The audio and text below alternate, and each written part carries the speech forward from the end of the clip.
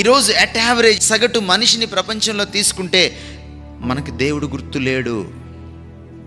24 గంటల్లో, వారానికి 7 రోజుల్లో, సంవత్సరానికి 365 రోజుల్లో మనకి దేవుడు ఎంతసేపు గుర్తుంటాడు?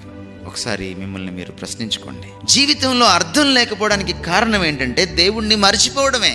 మనం చాలా పనులు దేవుడు లేనట్టుగా చేస్తాం, దేవుడు చూడనట్టుగానే చేస్తాం, దేవుడు ఎవరో మనకు తెలియనట్టుగానే చేస్తాం. బిల్ హైబిల్స్ అనేటువంటి పాస్టర్ ఒక అద్భుతమైన మాట చెప్తాడు.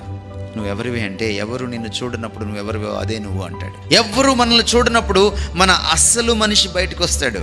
దేవుడు లేని వాళ్ళు చీకట్లో నడుస్తారు.